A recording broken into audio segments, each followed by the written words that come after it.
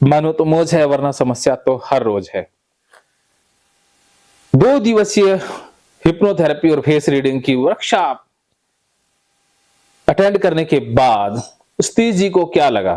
सतीश जी ने 2 दिवसीय वर्कशॉप के अंदर हिस्सा लिया और इन्होंने क्या सीखा, इनको कितना बेनिफिट हुआ, इनके आत्मविश्वास में कितनी बढ़ोतरी हुई, ये सतीश जी खुद ही बताएंगे। सतीश जी, आपका बहुत बहुत शुक्रिया कि आपने वर्कशॉप अटेंड की।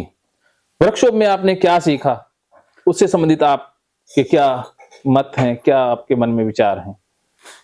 बहुत बहुत धन्यवाद सर जी। तो हम सर 2 दिन पहले यहाँ पे आए थे। तो सबसे पहले तो हम जब आए थे, आपसे मिले थे, तो सबसे पहले हमको आपका बिहेवियर बहुत अच्छा लगा जी। उससे हमको लगा था कि जैसे कि हम आपको कनेक्ट कर पा रहे थे। सबसे पहले तो कि आप हमको स्टेशन खुद गए थे हमको लेने के लिए। उसके बाद यहाँ का पूरा वातावरण जो आपका वो बना रखा है यहाँ पे, वो सब कुछ जो आपने हमको ट्रेनिंग दी, उसमें कहीं भी एक भी जैसे डाउट जो भी हमने पूरे आपके किए, सबका आपने डाउट का हमारा निवारण किया।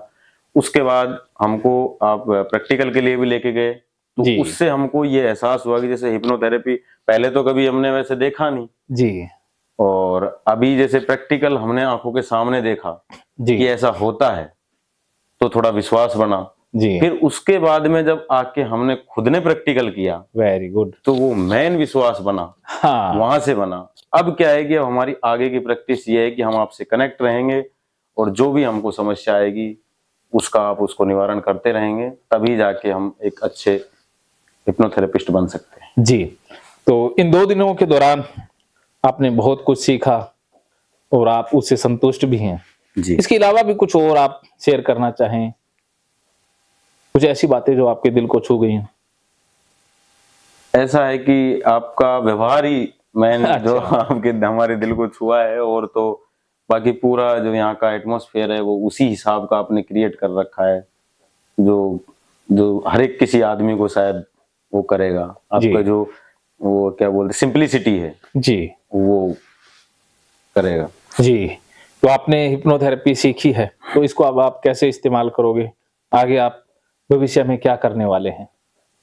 भविष्य में एज ए प्रोफेशन के तौर पे लोगों से कनेक्ट होके और लोगों की मदद करके, क्योंकि आज के टाइम में बहुत ही ज्यादा लोग मतलब इस जो मेंटल जो बीमारियां हैं उनसे बहुत ज्यादा लोग ग्रसित हैं, तो उन लोगों की हेल्प करके और इसको उसी वे में आगे ले जाने का एक माध्यम बनाना चाहते हैं। Very good. तो आने से पहले जो आत्मविश्वास था और आप जा रहे हैं, इस वक्त का जो आत्मविश्वास है, इसमें आप कितना फर्क महसूस कर पा रहे हैं? इसमें सर ऐसा है कि जब आए थे तो इतना लग रहा था कि शायद होता ही नहीं है ये, ऐसे ही पता नहीं मतलब कि होता भी है कि नहीं होता है क्या है, लेकिन जब जा रहे हैं तो इस चीज को मान के जा रहे हैं कि नहीं, इसको प्रैक्टिस के द्वारा आसानी से किया जा सकता है। Very good. तो आपको पता चल गया ये कि ये विश्वास मिल गया कि मैं कर सकता हूँ, कर सकते हैं। बाकी काम तो ये विश्वास ही तो मेन है। विश्वास ही है। जिसके पास ये विश्वास आ गया, टेक्निक तो उसी की लेगा। जो ये विश्वास कर ले कि मैं लड़ सकता हूँ, तो हथियार चलाना तो वो सीख ही लेगा।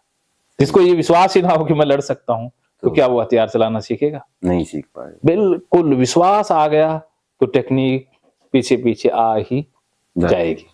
तो बाकी आप जब फील्ड में उतरोगे, सब्जेक्ट के साथ डील करोगे, तो वो टेक्निक एक नहीं बहुत सी सीखते जाओ।